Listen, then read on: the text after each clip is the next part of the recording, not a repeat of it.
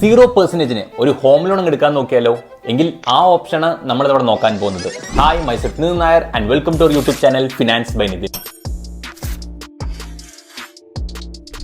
Four example, ഞാനൊരു 50 ലക്ഷം രൂപയുടെ ഒരു ഹോം ലോൺ എടുത്തു എന്ന് വിചാരിക്കാം.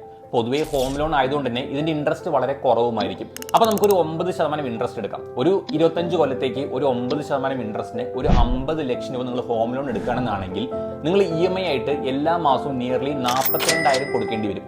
അതായത് മൊത്തം 25 കൊല്ലം കഴിയുമ്പോൾ നമ്മൾ കൊടുക്കേണ്ടി വരാൻ പോകുന്ന ഇൻട്രസ്റ്റ് എമൗണ്ട് മാത്രം നിയർലി 76 ലക്ഷം രൂപയാണ്. ഇത് നമ്മുടെ ലോണിന്റെ മാത്രം സെഷൻ. ഇത് ഇങ്ങോട്ട് മാറ്റി വെക്കാം. എന്നിട്ട് തൊട്ടപ്പുറത്ത് ഒരു ഇൻവെസ്റ്റ്മെന്റ് സ്റ്റാർട്ട് ചെയ്യാം. നമ്മളോട് 50 ലക്ഷം രൂപയുടെ ഹോം ലോൺ എടുത്തു എന്നാണെങ്കിൽ ഇതിന്റെ വെറും 0.1% ആയിട്ടുള്ള 5,000 വെച്ചുകൊണ്ട് ഒരു മ്യൂച്വൽ ഫണ്ട് ഇൻവെസ്റ്റിംഗ് സ്റ്റാർട്ട് ചെയ്യുക SIP ആയിട്ട്.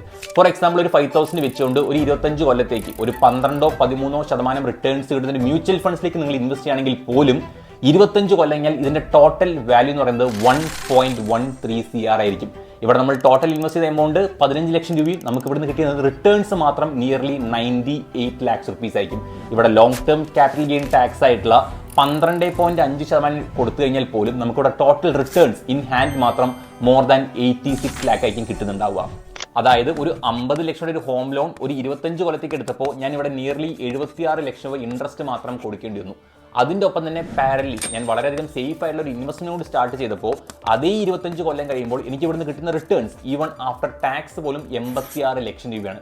ഇത് രണ്ടും കൂടി മെർജ് ചെയ്യുകയാണെങ്കിൽ ഒരു 0% ഹോം ലോൺ അല്ല, എനിക്ക് ഇവിടെ പ്ലസ് 10 lakhs പ്രോഫിറ്റ് പോലുമാണ് കിട്ടുന്നത്. അതായത് വെറുതെ ഒരു ലോൺ എടുത്തിട്ട് ത്രൂ ഔട്ട് EMI മാത്രം അടച്ചുകൊണ്ടിരിക്കാതെ തൊട്ടപ്പുറത്ത് ഒരു ഇൻവെസ്റ്റ്മെന്റ് കൂടി സ്റ്റാർട്ട് ചെയ്യുകയാണെന്നാണെങ്കിൽ നിങ്ങൾക്ക് നിങ്ങളുടെ ലോണിന്റെ EMI എമൗണ്ട് നമുക്ക് ഇവിടെ കവറപ്പ് ചെയ്യാൻ പറ്റുന്നതുമായിരിക്കും.